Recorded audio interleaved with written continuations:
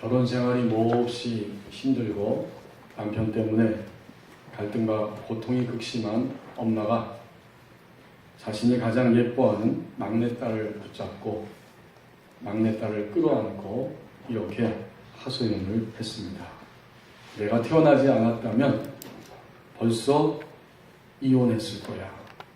내가 태어나는 바람에 이혼할 수 없었고, 내가 만약 태어나지 않았더라면 아빠와 헤어졌을 것이다. 이 어린 막내딸은 자라면서 이 이야기를 엄마에게 반복적으로 들었습니다.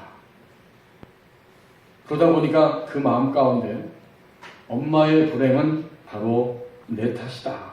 이렇게 생각을 했습니다. 자신 때문에 엄마의 인생이 불행하게 되었다고 생각한 이 딸은 내가 성장하면서 어떻게 하든지 엄마에게 보상을 해주겠다 마음에 결심을 하게 됩니다.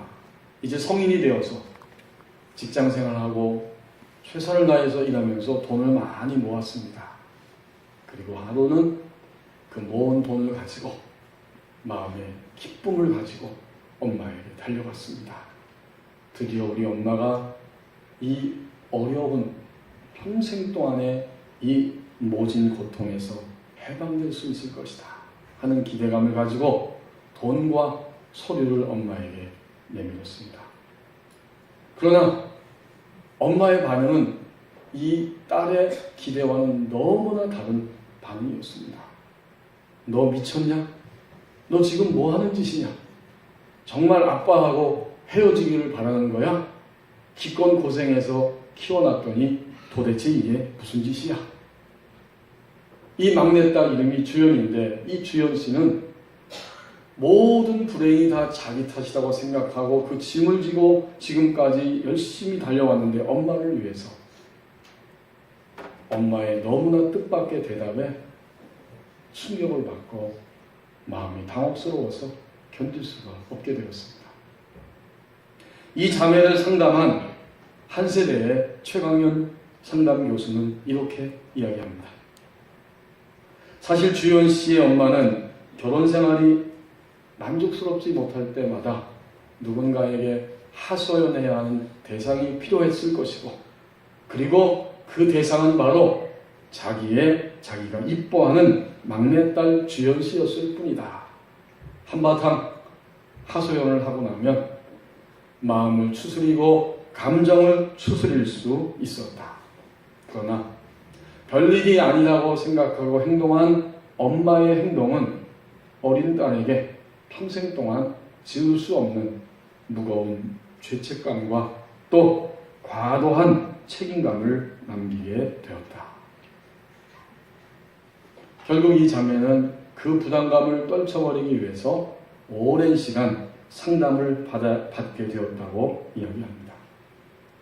부부가 갈등을 겪으면서 자녀를 통해서 위로를 받으려고 하면 일시적인 위로는 받을 수 있지만 그때는 자녀는 더 이상 자녀가 아니고 부부의 갈등을 감당하는 하나의 축으로 남게 된다고 합니다. 이제 점점 가정을 생각할 때에 축복이 아니라 짐으로 여겨지게 되고 마침내 빨리 이 가정을 떠나야겠다는 정서적으로 스스로 단절시켜버리는 이런 일이 일어난다고 합니다. 이게 상담 전문가들의 이야기입니다. 그래서 간혹 이민을 가고 유학을 가고 또 나이보다 훨씬 이르게 결혼을 결심하는 그런 젊은이들을 상담하면서 보면 종종 가정에 이런 일이 일어나고 있었다는 것을 알 수가 있다고 합니다. 성도 여러분, 오늘 우리에게 주신 23장 1절 말씀을 보십시오. 그러나 이제는 때가 되었습니다. 1절 말씀에 보면 제7년에 여호야다라고 하는 사람이 용기를 냈습니다. 그리고 백부장 5명을 불러 모으고 하나님 앞에서 언약을 세웁니다. 백부장은 100명의 군사를 다스릴 수 있는 이런 권한을 가진 지휘관입니다. 이 여호야다는 5명의 백부장을 1절에 나오는 그 사람들을 불러 모으고 언약을 세웁니다. 어떤 언약? 하나님 앞에서 유다 백성을 회복시키고 또 무너진 왕족의 가정을 회복시키는 일에 함께 하자고 서로 언약을 세우고 움직이기 시작합니다. 그것이 바로 제7년에 7년째 되는 해에 일어나는 일이었습니다. 그때가 바로 7년째 되는 해입니다. 그러면 앞에 6년 동안은 도대체 무슨 일이 일어났습니까? 무슨 일이 있었던 것입니까? 오늘 우리가 읽은 23장 그 윗부분 12장 마지막 절 12절에 나옵니다. 요아스가 그들과 함께 하나님의 전에 6년을 숨어 있는 동안에 아달랴가 나라를 다스렸더라. 아달랴가 나라를 다스리면서 유대 백성과 그 왕가의 가정이 온통 다 무너져 내렸습니다. 그 사건이 바로 그 위에 10절, 11절에 나옵니다. 22장 10절, 11절에 보면 아달랴가 어떤 일을 했는지 그 이야기가 나옵니다. 10절 말씀. 아하시아의 어머니 아달랴가 자기 아들이 죽은 것을 보고 일어나 유다 집의 왕국의 씨를 모두 진멸하였다. 유다 왕이었던 아하시아가 죽임을 당했는데 그의 어머니인 아달랴가 아들이 죽은 것을 보고 자기의 권력을 유지하기 위해서 모든 왕족들, 자기 손자들이죠. 손자들을 하나도 남기지 않고 다 죽여버립니다. 그러나 11절에 보면 그 가운데 왕의 딸 여호사부앗이 아하시아의 아들 요아스를 왕자들이 죽임을 당하는 중에 몰래 빼내어 그와 그의 유모를 침실에 숨겨 아달랴를 피하게 하였으므로 아달랴가 그를 죽이지 못하였더라. 모든 왕족들이 다 죽임을 당하는데 그 가운데 한 여인을 통해서 어린 1살짜리 요아스가 그 폭력과 죽음의 자리에서 구출을 당하고 구출을 입었고 하나님의 성전 안에서 6년 동안을 숨겨진 채 그렇게 성장하기 시작합니다. 이 아달랴라고 하는 여인을 한번 생각해 보십시오. 할머니고 어머니 아달랴. 아달랴 한 사람의 권력 욕망 때문에 그 왕가의 가정이 모두가 다 쑥대밭처럼 되었고 그 왕가의 가정이 다 무너져 버리니까 그것을 생생하게 함께 그 시대의 아픔을 겪으면서 목도하고 있는 유다 백성 전체의 마음도 피폐해지고 고통스럽고 또 답답함을 견딜 수 없게 됩니다. 이렇게 6년의 세월이 흘러가고 있습니다. 그러나 오늘 다시 본문으로 돌아와서 역대하 23장 1절을 보십시오. 이제는 때가 되었습니다. 제7년에 이 모든 것들을 회복시키려고 하는 움직임이 일어나고 있습니다. 그리고 그 중심에 1절 말씀에 보면 바로 제사장 여호야다가 있었습니다. 성도 여러분, 오늘 우리의 가정 형편과 처지가 어떠하든지 우리의 가족들의 모습이 어떠하든지 이제는 회복해야만 하는, 회복시켜야 할 때가 되었습니다. 오늘 1절에 나오는 여호야다와 같이 용기를 내어야 합니다. 이제는 때가 되었습니다. 이제 2절 이하의 말씀을 보십시오. 2절부터 8절까지의 말씀입니다. 가족 모두가 다 참여해야 합니다. 2절에 보니까 이 5명의 제사장들이 그들이 유다 땅 전체를 두루 돌아다니면서 제사장들과 그 레위 사람 또 모든 이스라엘 백성들의 족장들을 예루살렘으로 다 모으기 시작합니다. 레위인들과 백성의 대표자 족장들을 다 예루살렘으로 데리고 왔어요. 3절 말씀에 보면 그들이 다 모였을 때에 6년 동안 숨겨져 있었던 요아스 왕자를 그들에게 다 보여주고 이제 무리가 하나님 앞에서 언약을 맺고 있습니다. 다윗의 자손, 정상적인 혈통을 통해 왕을 다시 세워야겠다. 이 왕권을 회복하고 왕가의 가정을 정상화시키기 위해 그들은 행동하기 시작합니다. 4절부터 8절까지의 말씀은 그 모든 것들을 안식일에 실행하기로 결의를 하고, 그리고 각자가 해야 할 일을 분담하고 자기의 책임지는 행동을 보여주고 있습니다. 제사장과 레위인들을 세 그룹으로 나눕니다. 3분의 1, 3분의 1, 3분의 1을 나누어서 왕궁을 지키게 하고, 성전을 지키게 하고, 기초문을 지키게 하고, 백성의 지도자들은 성전들을 지키게 합니다. 이제 모든 것들을 결의하기 위한 만발의 준비가 끝이 났습니다. 밑으로 내려와 8절 말씀을 보십시오. 레위 사람들과 모든 유다 사람들이 제사장 여호야다가 명령한 모든 것을 준행하여 각기 수하의 안식일에 당번인 자와 안식일에 비번인 자들을 거느리고 있었으니 이는 제사장 여호야다가 비번인 자들을 보내지 아니함이더라. 안식일에 서로 교대를 해야 되는데 이 모든 레위 사람들을 교대하지 않고 그 자리에 전부 다 모아서 결집을 시켜놓습니다. 이제는 모든 만발의 준비가 끝났습니다. 그런 거로 이 2절부터 8절까지의 말씀에서 왕의 가정을 회복시키고 유다 백성을 회복시키기 위해서 모든 사람들이 다 각자의 역할을 가지고 이렇게 분담해서 참여했다고 하는 사실은 오늘 우리 모든 그리스도인의 가족들이 회복되기 위해서 가족 전체가 참여해야 한다는 사실을 알려주는 말씀입니다. 이 여호사밧이라고 하는 여인이 나오는데 이 여호사밧은 결국 어린 1살 요아스 왕자를 구출한 여인인데 고모입니다. 그리고 오늘 23장 1절에 나오는 제사장 여호야다와 부부가 됩니다. 여러분 우리가 아까 그 22장 11절 하반절을 안 읽었지요? 그 하반절에 보면 그 이야기가 나옵니다. 아달랴가 그를 피하여 죽이지 못하게 하였습니다. 아달랴가 그를 죽이지 못하게 하였고 11절 하반절에 보면 여호사밧은 여호람 왕의 딸이요 아하시아의 누이요 제사장 여호야다의 아내이더라.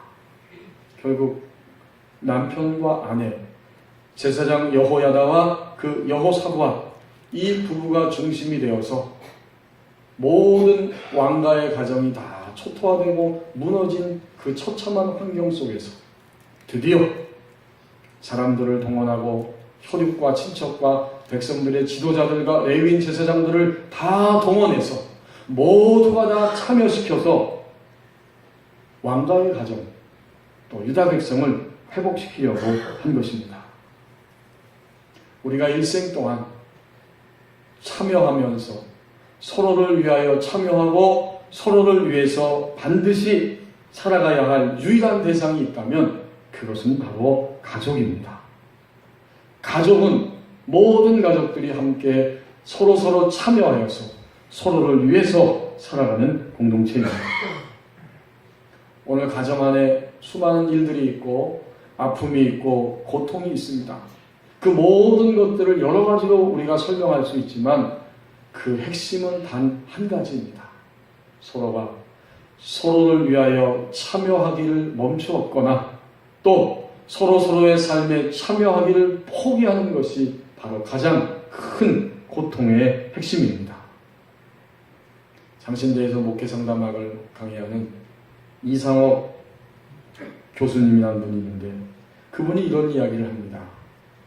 세상을 아름답게 살아가는 사람들에게는 중요한 것을 바라보는 눈이 있고 그것은 바로 중요한 것은 다름이 아니라 책임감이다.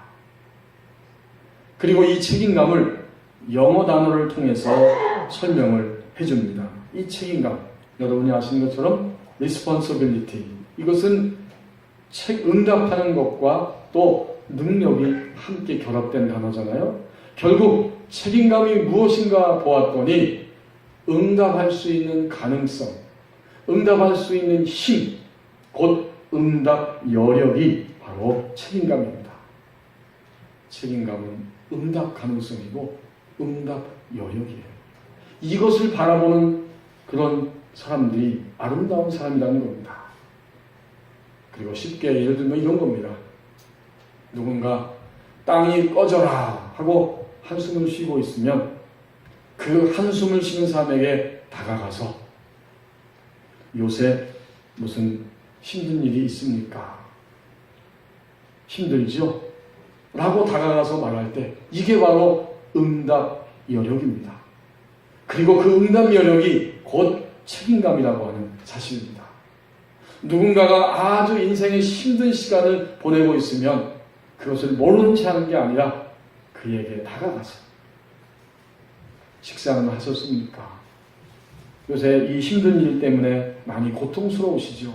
라고 말할 수 있다면 그때 우리는 그 사람에게, 그 누군가에게 바로 나의 책임감을 다하고 있다는 이야기입니다.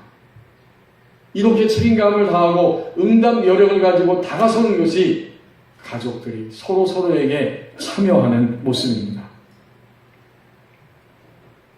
오늘 교수님 이야기를 또 자주 하게 되는데 장신대에서 옛날에 구약학을 강의했던 박동현 교수님이 포기할 수 없는 사랑을 위하여 라고 하는 수상집을 썼는데 거기에 보면 이런 얘기합니다. 일이 너무 많고 바빠서 아내와 같이 있을 틈이 없는 남편은 자녀와 같이 지낼 시간이 없는 어버이는 부모님과 함께 할 시간이 없는 자식은 교인과 함께 지낼 겨를이 없는 교역자는 제자와 함께 보낼 시간이 없는 선생은 좋은 남편, 좋은 아버지, 좋은 자식, 좋은 교역자, 좋은 선생이 되기 힘듭니다. 나와 함께 시간을 보내려는 자식은 아내, 교인, 제자는 그렇지 않아도 바쁜 나를 더욱 힘들게 하는 사람이 결코 아닙니다. 나의 삶을 더욱더 풍성하게 하는 나의 어버이요, 배우자요, 목회자요, 스승입니다. 어버이는 자식과 함께 시간을 보내면서, 남편은 아내와 같이 시간을 보내면서, 교육자는 교인과 같이 시간을 보내면서, 선생은 제자와 함께 시간을 보내면서 자신의 삶을 키웁니다, 넓힙니다. 길든 짧든 그 누구와 시간을 같이 보낸다는 것은 나의 삶을 구하 나누는 것이고 그의 삶에 내가 참여하는 것입니다. 동참하는 것입니다. 그리하여 그것이 바로 우리의 삶을 가꾸게 됩니다. 일과 업적과 업무가 나를 풍성하게 하는 것이 아니라 사람이 만나고 함께 참여하는 것이 바로 나의 삶을 풍성케 한다는 이야기였습니다. 아내를 인생의 동반자로 존중할 때에 아내는 행복하게 된다. 이런 이야기를 열심히 하고 다니시는 분이 있는데 바로 두란노 아버지학교 본부장인 김성묵 장로님입니다. 이 김성묵 장로님은 이렇게 기도를 합니다. 좋은 남편 되기 프로젝트라고 하는 책에서 이런 기도를 드리고 있습니다. 주님, 가정은 부부가 서로 의논해서 꾸려나가는 것임에도 혼자서 일을 처리하고 아내에게 일방적으로 통보하여 아내의 마음을 상하게 했습니다. 또 아내에게 이야기해 보았자 말이 안 통한다고 생각하여 아내를 의식적으로 무시했습니다. 아내가 나의 갈비뼈이며 인생의 동반자임을 항상 기억하며 살게 하시고 모든 일에 아내와 상의하며 협력하여 선을 이루게 하옵소서.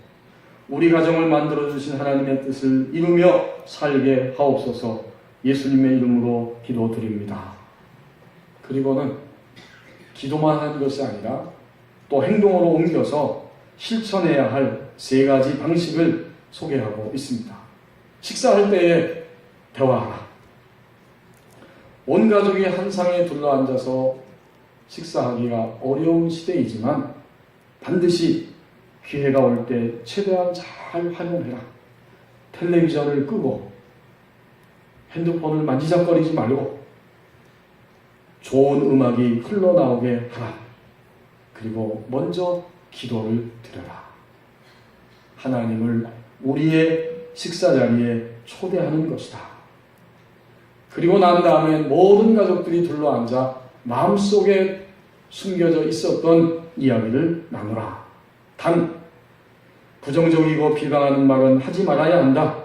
긍정적인 대화로 즐거운 식탁 시간이 되어야 한다. 두 번째는 가끔 가족회의를 열라. 중요한 결정을 내려야 하거나 문제가 생겼을 때 가족회의를 열라.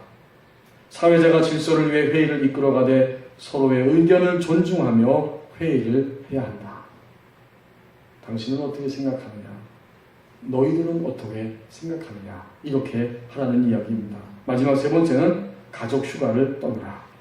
가족의 단합과 유대를 위해서 여행을 계획하라. 이를 통해 가족 간의 관계가 새로워지고 끈끈한 정을 느낄 수 있을 것이다. 좋은 대화를 이어가려면 다음 세 가지를 실천해야 한다. 들으라, 웃어라, 사랑하라. 성도 여러분, 여러 가지 이야기를 길게 우리가 함께 나누었지만 이 모든 것들을 한마디로 표현하면 서로가 서로의 삶에 참여해야 한다는 이야기입니다. 가족 간에 서로에게 요구하고 또 서로에게 해주지 않는다고 불평하고 불만하는 그러한 것들을 멈추고 나는 내 자리에 서서 오늘 2절부터 8절까지의 말씀을 보십시오. 각자 다 자기 자리에 서서 자기의 분담된 역할을 하면서 왕의 가정을 회복시키고 유다 백성을 회복하는 그 일에 참여하고 있듯이 가족 모두가 다 서로를 위하여 서로의 삶에 참여해야 합니다. 이제 9절과 10절 말씀을 보십시오. 무장된 사람이 무장시켜야 한다고 말씀합니다. 9절 말씀에 보면 이 제사장 여호야다가 무너진 왕족을 그대로 방치할 수 없어서 스스로 하나님 앞에서 용기를 내고 이제는 내가 이 일에 나서야겠다 하면서 무장이 되었고 그리고 나서 요아스를 왕으로 추대하기 위해 움직이기 시작합니다. 사람들을 다 모은 다음에 다윗 왕 시절에 사용했던 무기를 꺼내어서 창과 방패를 백부장들에게 나눠줍니다. 9절 말씀에 제사장 여호야다가 하나님의 전안에 있는 다윗 왕의 창과 큰 방패와 작은 방패를 백부장들에게 주었다. 또 10절에 보면 백성들에게도 다 각각 무기를 잡고 왕을 호위하게 합니다. 모두가 다 왕족과 왕가를 회복시키는 유대 백성을 회복시키는 이 일에 지금 함께 참여하고 있습니다. 무장을 시키고 있습니다. 확실히 가정은 무장된 사람이 무장된 가족 구성원이 모든 가족들을 무장시킬 수 있어야 됩니다. 그 책임이 바로 무장된 그 사람에게 있는 거예요. 불신자의 가정에서 태어나서 하나님을 전혀 모르고 살았지만 3대째 예수님을 믿는 남편을 만나서 결혼하고 신앙생활을 하고 후에는 소명을 받아서 목회자가 된 강은혜 목사님의 그 초보 신자 시절 이야기가 있습니다. 그는 일본의 NHK 위성방송의 앵커였습니다. 엘리트였어요. 그러나 그런 모든 것들이 그의 인생을 만족시킬 수 없었고 이제 남편과 결혼하면서 신앙생활로 들어오기 시작한 겁니다. 영적인 세계, 기도의 세계에 대해서 전혀 알지 못하였고 또 시부모님을 모시고 함께 살아가고 있었는데 어느 날 병원에 가서 정기 검진을 했더니 감염된 게 있어서 그것을 치료하기 위해서 항생제를 먹어야 한다 하고 이야기를 합니다. 첫 아이를 임신했는데 곤란한 것은 이것입니다. 만약 항생제를 먹으면 태아에게 위험하게 되고 항생제를 먹지 않고 출산하면 감염된 채로 출산하기 때문에 산모도 위험하고 태아도 위험하다는 겁니다. 정말 진퇴양난입니다. 모든 가족들이 염려하는 마음으로 집으로 돌아왔는데 그때 이렇게 선포를 했다고 합니다.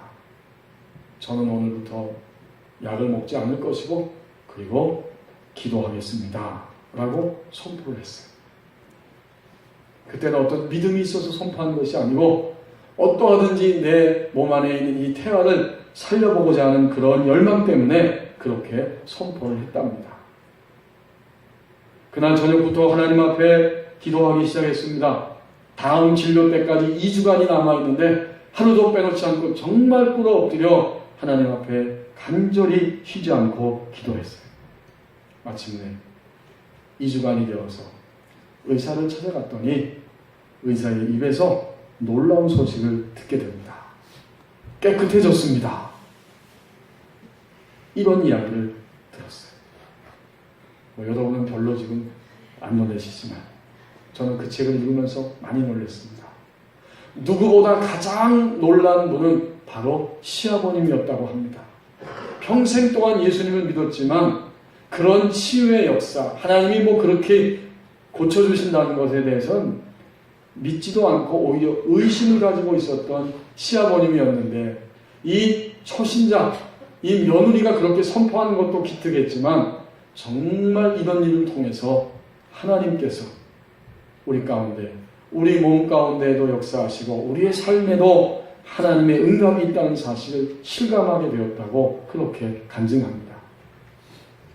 그날 이후로 하나님의 역사를 바라보면서 더 친밀하게 하나님께 다가가서 부르짖으며 기도하게 되었고 마침내 소명을 받아서 장신대 신대원에 입학하고 목회자가 되었고 우리 통합축 서울 온누리교회에서 기도 학교를 이끌면서 자신과 가정을 무장시킬 뿐만 아니라 많이 고통스러워하는 수많은 그 가정들을 회복시키고 무장시키는 그 일에 아름답게 쓰임을 받고 있습니다.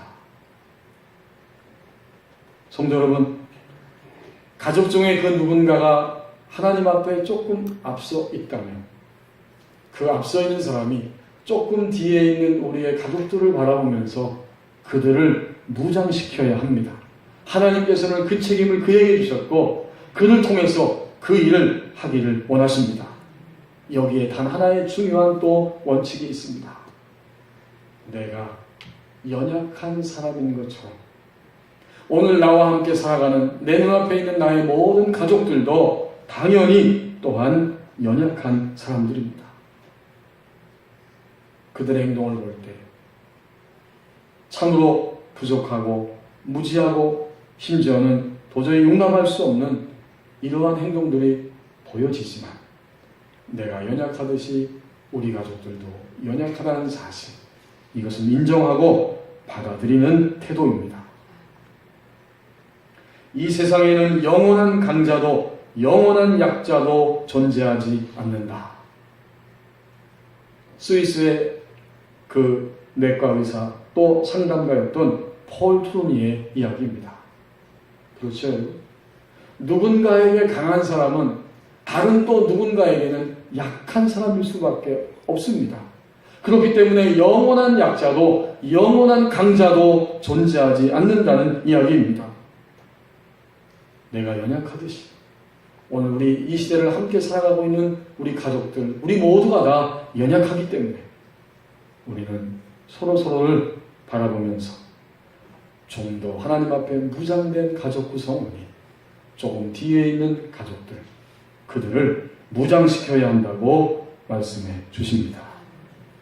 이제 마지막 절 11절, 12절을 함께 보십시오.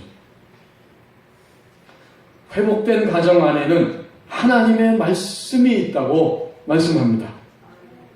11절에 보니까 무리가 왕자를 인도하여 내어 멸관을 씌우며 율법책을 주고 세워 왕으로 삼을세 여호야다와 그의 아들들이 그에게 기름을 붓고 이르기를 왕이여 만세수를 누리소서 하니라.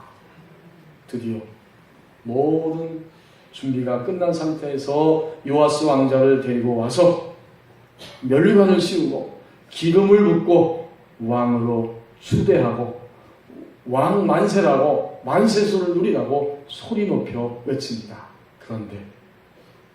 그런데 오늘 11절에 보면 왕의 손에 주어져 있는 것이 있습니다.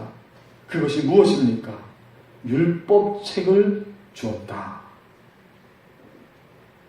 어린 왕이지만 그가 이제 새롭게 왕이 되어서 시작합니다. 시작하는 이 순간부터 하나님의 말씀이, 또 계속해서 왕으로 통치하고 진행되는 동안에도 하나님의 말씀이, 마지막 끝나는 지점에 갈 때까지도 하나님의 말씀이 왕에게 있어야 하고 왕의 가정 안에 있어야 한다는, 바로 왕으로 등극하게 하는 하나님과 왕으로 추대하고 있는 백성들의 아주 엄중한 목소리였습니다.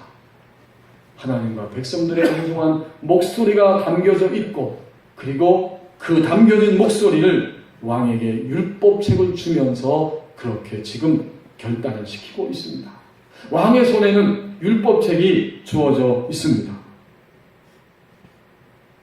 여러분이 아달랴, 이 엄마여 할머니 이 여인이 그렇게 권력 욕망에 붙들려서 손자들을 죽이고 가족들을 다 무너뜨려버리고 백성들의 마음을 피곤하고 두렵고 불안하게 만들었는데, 그의 심장 속에는, 그의 삶 속에는, 그 아달랴의 가정 안에는 하나님의 말씀이 있지 않았습니다.